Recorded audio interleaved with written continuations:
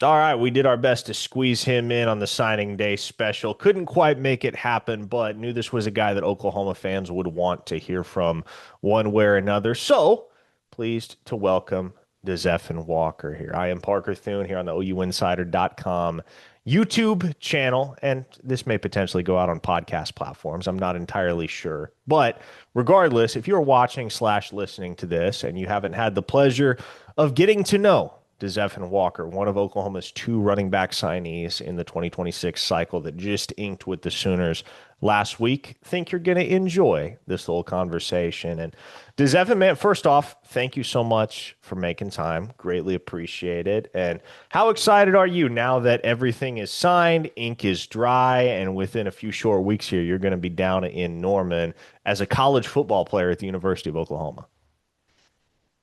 Yeah, man, I'm very excited. This whole process has been long, but we're finally here, and I can't wait to get down in January and make a big impact. It was a long process for you because you were a guy that was picking up offers as early as your freshman year of high school. There was a lot of early interest in you. And it's kind of interesting. Oklahoma didn't jump in with an offer until May. So they were very, very late to the table. In fact, I think they might have been last or next to last in terms of the schools that offered you when we look back at the whole arc of your recruitment. So man, what was it like that early on in the process, starting to pick up some of the biggest offers in the country, Oregon, Georgia, et cetera, and just kind of navigating that whole process as a freshman, sophomore in high school?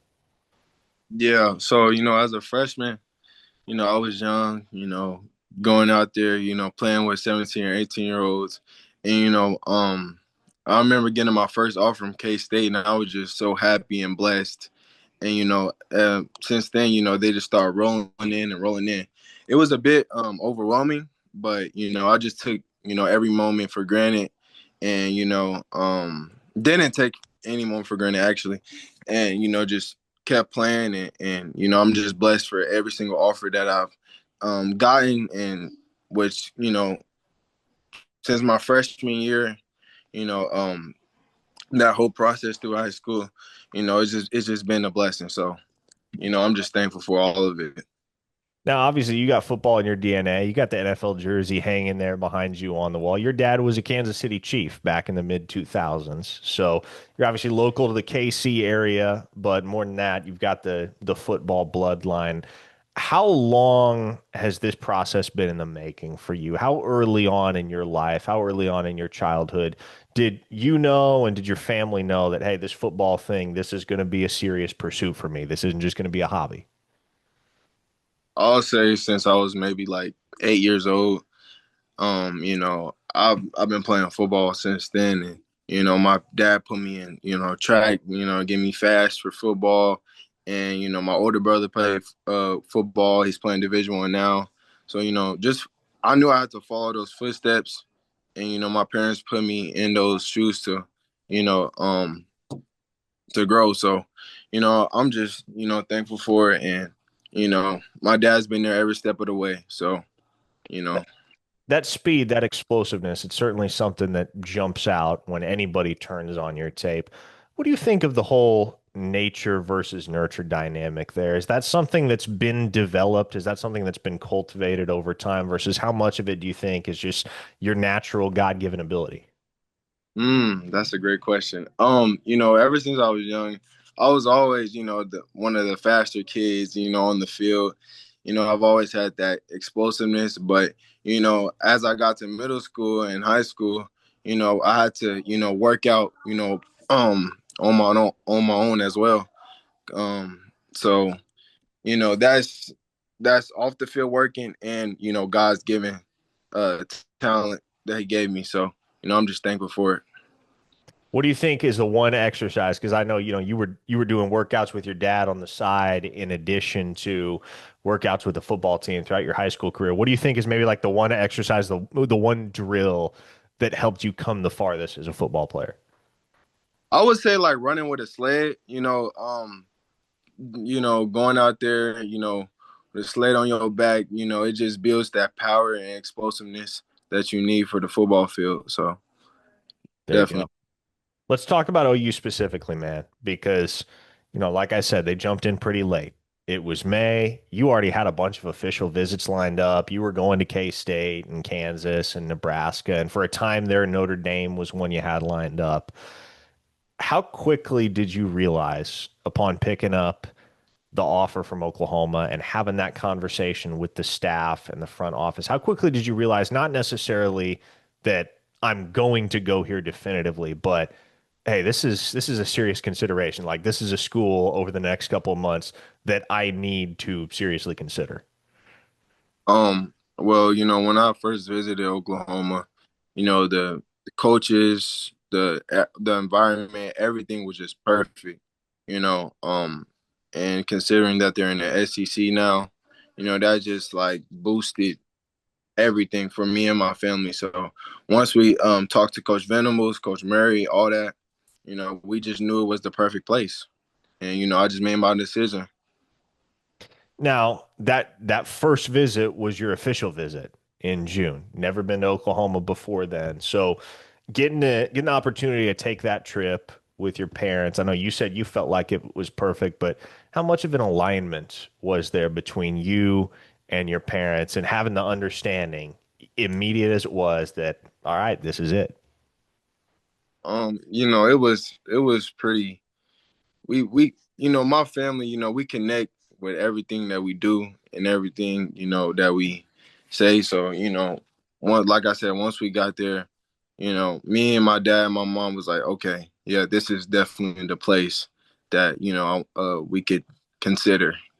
And then, we just went down the list, from coaches, culture, and environment, and then boom. Now, I recall having this conversation with you shortly after you picked up the OU offer, but at the time that they got involved with you, Oklahoma was kind of scrambling a little bit because they didn't have a running back commit in the class, and they had just not too long before lost a commitment from Mm-hmm. Jonathan Hatton.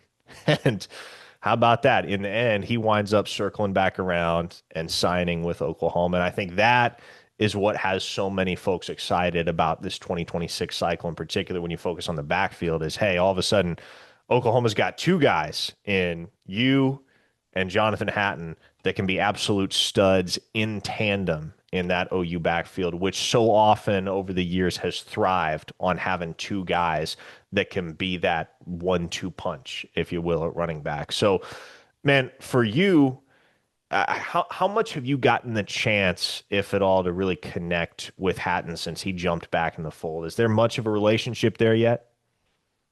Um, no, I have not spoken with Hatton at all. I'm sure, January will talk here and there, but um, I seen, he switched commitments and, we just gonna go from there and, just, look at the positive side and just roll as a team. Yeah. Well, the relational component, I know was instrumental for you when you were on your official visit because, yeah, like you said, everything felt perfect at Oklahoma, but there was a pretty immediate connection with your OV host, Torrey Blaylock, another guy with whom you're going to share the backfield next year. For those that haven't heard it, do you mind diving in a little bit to the backstory there and the connection between y'all's families? Oh, I think my dad played with his dad. Mm. Uh, I think on the Chiefs or something. Yep. Um, Dad was like an offensive tackle, and my dad's a DN. So they was going at it, and um, yeah, it's crazy how we can connect in the future. And the generations connect. But anyways, yeah. So they went at it, and now I'm on the same team as Tori, and it's gonna be fun. Yeah. In the event that Derek watches this, I just want to set the record straight. He was a running back. Oh, he was He okay. Yeah, was, yeah. my bad. My bad. I knew it was something, but yeah. Yeah, no, he was a dang good one for several years with the Chiefs, the Jets, a couple other teams, as I recall. But man, having watched Oklahoma as closely as you have this fall, and obviously, I know you've watched games on TV, you've been down to Norman for some games as well, but seeing the impact that Torrey has had as a freshman, at Oklahoma, even in the SEC and even in a backfield where you have some more experienced guys also in the mix. How much confidence does that give a guy like you that, hey, if I show up and I take care of business and I handle what I need to handle day in, day out in the meeting room, on the practice field, et cetera, that I can be a part of the rotation from the jump, even at a school like that that is going to be loaded across the board at every single position? Yeah, Coach Murray told me, the best is going to play. And, he doesn't have a problem with starting freshmen. So, seeing Tori out there, it just basically, gives me the knowledge that, if I do what I can do, I can get on the field. And, that's the most important part. You mentioned DeMarco, so let's go there. Your relationship with him, how has that evolved and grown as you've just gotten deeper and deeper into the process from recruit to commit to now signee? Um, our connection has only grown, since I met him in January, I think, or June. He came down, we had dinner, and he just explained, how important I was to him and how important my family was to him. So, ever since then, we've been in contact every week.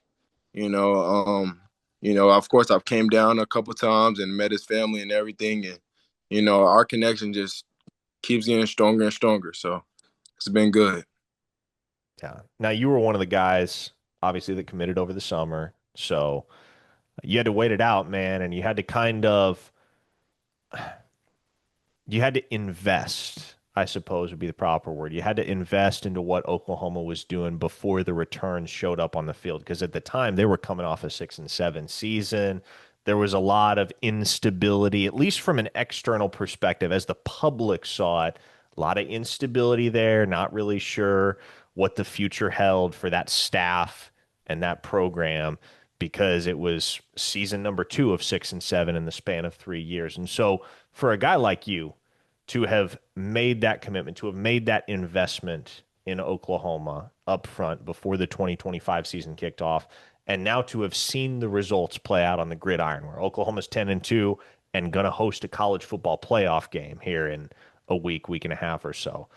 Man, how validating does that feel when you reflect on all the reasons why you chose Oklahoma in the first place? Yeah, it feels great, man. It feels great. Me and my family knew this place was special, and regardless the records that they had the previous year, we just have to trust the process. And me and my family, we made the decision, and it's clearly paying off. It's the right decision, and I trust what Coach Venables is doing with the program and what Coach Murray has for me and my family, and all the staff and everything what they pour into everybody. So it's just been a blessing to be a part of something special. I got a couple questions that are going to seem like minutia, but people are always curious close to signing day when guys are getting ready to show up to campus and join the team officially. But do you know what number you're going to wear at Oklahoma? Nah.